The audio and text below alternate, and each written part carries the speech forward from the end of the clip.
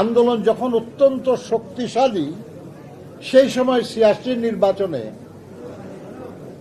জাতির সাথে বেইমানি করে দুটি রাজনৈতিক দল এরশাদের সঙ্গে নির্বাচনে গিয়েছিল, আওয়ামী লীগ এবং জামায়াত ইসলামী। এরশাদকে তার জীবন বাড়িয়ে দিয়েছে যারা ওই নির্বাচনে অংশগ্রহণ করেছে তারা, আর না হলে ৮৬ সালে এরশাদের পতন হওয়ার কথা। এই যে ৮৭, ৮৮, ৮৯, ৯০ 4টা বছর তার জীবন বাড়িয়ে দেওয়া হয়েছে, এর মূল্য তো পেয়েছে। যারা এই জীবন বাড়িয়ে দিয়েছে তারা এই মূল্য পেয়েছে। রিজভী আহমেদকে যে আপনারা আহত দেখেন,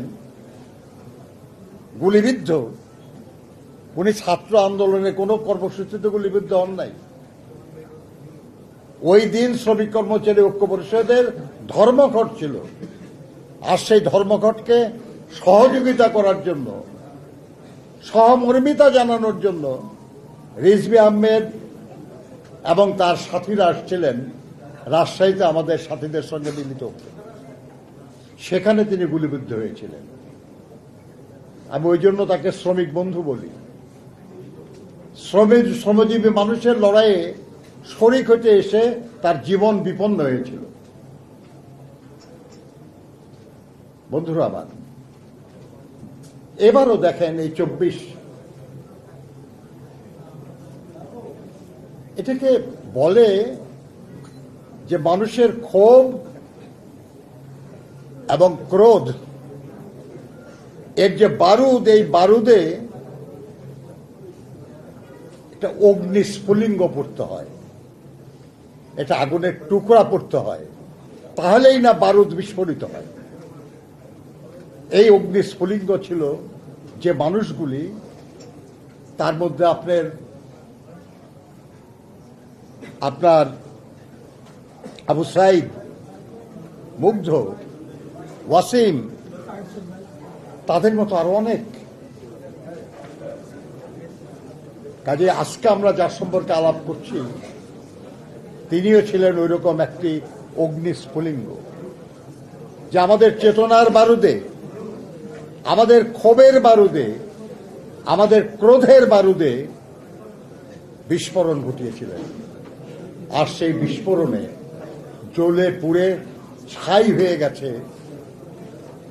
প্রায় ১ যুগ ধরে ক্ষমতায়, ১ দশক ধরে ক্ষমতায় জোর করে চেপে বসা শাসক। কিন্তু বন্ধুগণ, আমরা লড়াইয়ের জন্য দীর্ঘ প্রস্তুতি নেই। আমরা খুব সাহসিকতার সঙ্গে লড়াই করি, আমরা অনেক ত্যাগ স্বীকার করি, কিন্তু লড়াইয়ে বিজয়ের পর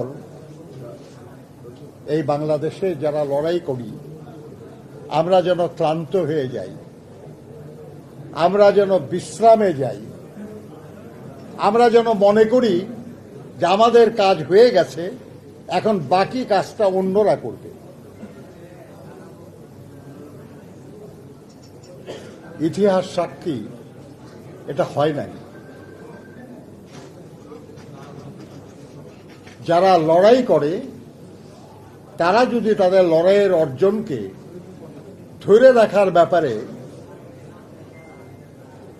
দায়িত্বশীল ভূমিকা পালন না করে, তাহলে লড়াইয়ের অর্জন হারিয়ে যায় বেশিরভাগ ক্ষেত্রে। আমাদেরও হয়েছে। আমাদের লড়াইকে বিভ্রান্ত করারও অনেক চেষ্টা হয়েছে, কিন্তু সেটা সফল হয় নাই। ভাবেন একবার, আমরা যখন এরশাদের বিরুদ্ধে আন্দোলন করি, আন্দোলন যখন অত্যন্ত শক্তিশালী, সেই সময় ৮৬ নির্বাচনে জাতির সাথে বেইমানি করে দুটি রাজনৈতিক দল এরশাদের সঙ্গে নির্বাচনে গিয়েছিল, আওয়ামী লীগ এবং জামায়াত ইসলামী। খুব ইন্টারেস্টিং একটা পয়েন্ট খেয়াল করবেন, স্বাধীন বাংলাদেশে জামায়াতে ইসলামীর নামে তারা প্রথম নির্বাচনে অংশগ্রহণ করে কিন্তু ১৯৮৬ সালে। ১৯৭৯ সালে তারা জামাতে ইসলাম নামে কোনো দল কিন্তু নির্বাচনে অংশ নেয় নাই। যে দলটির অংশ নিয়েছিল যে জোটের মতো, সেটা হল ইসলামিক ডেমোক্রেটিক লীগ, আইডিএল। তার মধ্যে জামাতের লোক ছিল, কিন্তু জামাত বলে তখনও পার্টি নির্বাচনে যায় নাই। তারা প্রথম গেল 1986 সালে, যে নির্বাচনে বিএনপি অংশ নেয় নাই, আওয়ামী লীগ অংশ নিয়েছিল। এবং ওই নির্বাচনের যে পার্লামেন্ট, সেই পার্লামেন্ট এরশাদের সামরিক শাসনকে বৈধতা দিয়েছে। ওই পার্লামেন্ট আমাদের জাতীয়করণ অধ্যাদেশ বাতিল করেছে। তারা থাকে না, হয়তো বেড়ে আসছে তারা সংসদ থেকে, কিন্তু তারা যদি না যেত নির্বাচনে, ওই সংসদটাই গঠিত হতো না। অর্থাৎ এরশাদকে তার জীবন বাড়িয়ে দিয়েছে যারা ওই নির্বাচনে অংশগ্রহণ করেছে তারা। আর না হলে 86 সালে এরশাদের পতন হওয়ার কথা। এই যে 87, 88, 89, 90, 4টা বছর তার জীবন বাড়িয়ে দেওয়া হয়েছে, এর মূল্য তো পেয়েছে। যারা এই জীবন বাড়িয়ে দিয়েছে তারা এই মূল্য পেয়েছে। এর বিনিময়ে তো এরশাদ এই 2024 পর্যন্ত আওয়ামী দুঃশাসনের সহযোগী ছিল। আওয়ামী লীগ তাদের সহযোগিতা করেছে টিকে থাকতে 1986-তে, আর এর বিনিময়ে তারা সহযোগিতা করেছে আওয়ামী লীগকে টিকে থাকতে। বন্ধুরা আমার, দেখেন মানে কত বড় ক্ষতি হয়েছিল। 86 নির্বাচনে আওয়ামী লীগ অংশগ্রহণ করার সিদ্ধান্তের সাথে সাথে 15 দল ভেঙে গেল। 15 দল হয়ে গেল 8 দল এবং 5 দল। শ্রমিক কর্মচারী ঐক্য পরিষদ ভেঙে গেল। তৎকালীন ছাত্রদের যে ঐক্য ছিল সেটা ভেঙে গেল। পেশাজীবীদের যে সংগঠন ছিল ভেঙে গেল। এমনকি প্রেস ক্লাব, সাংবাদিকদের সংগঠন সব বিভক্ত হয়ে গেল। এবং এই বিভক্তি পুনরায় জোড়া দিতে বহু বছর লেগেছে আমাদের, অনেক বছর লেগেছে আমাদের। আমি যেটা বলছিলাম আর কি, সেটা হলো লড়াই সংগঠিত করা, গড়ে তোলা খুবই কঠিন কাজ। কিন্তু ইতিহাস বলে যে সংগঠিত লড়াই শেষ পর্যন্ত বিজয়ী হয়। কিন্তু সব বিজয় ফলপ্রসূ হবে, সব বিজয় যারা লড়াই করে তাদের আকাঙ্ক্ষা পূরণ করবে, এটা ঠিক না, করে না। এবং এটা না করার অন্যতম কারণ যে যারা এই লড়াই করে তারা লড়াইয়ের পরে এই বিজয়কে ধরে রাখার জন্য তাদের ভূমিকাটা ঠিকমতো পালন করে না। নিজেদের স্বার্থে অনেকেই বিজয়কে কুক্ষিগত করার চেষ্টা করে, মনে করে যে এই বিজয় সম্পূর্ণই তার।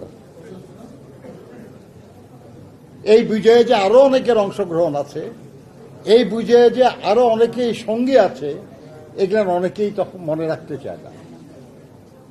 আপনি ধরেন আমার এই হাতটা দিয়ে যে তলবাড়িতে ধরে আছি, এটা দিয়ে আমার প্রতিপক্ষের মুন্ড কেটে ফেললাম। এটা সত্য কথা যে আমি আমার শত্রুর মুন্ডপাত করেছি, তাকে হত্যা করেছি, এবং তার হত্যার ফলে আমার বিজয় সূচিত হয়েছে, এই নিয়ে কোনো সন্দেহ নাই। এর জন্য তার সমস্ত প্রশংসা আপনাকে আমি করতে রাজি আছি, হাতকে করতে রাজি আছি। কিন্তু যে পা তাকে সেখানে নিয়ে গেল, যে চোখ তার শত্রুকে চিনিয়ে দিল, যে মস্তিষ্ক তাকে এই বুদ্ধি দিল যে কখন কিভাবে শত্রুকে আঘাত করতে হবে, তাদের কারো কি কোনো গুরুত্ব নাই? তাদের এই অংশগ্রহণের কোনো মূল্য নাই? আমরা বরাবর এটা অগ্রাহ্য করার চেষ্টা করছি। এমনকি স্বাধীনতা যুদ্ধের সময় আমরা যুদ্ধের ময়দানে তৎকালীন আওয়ামী লীগের নেতাদের দেখি নাই।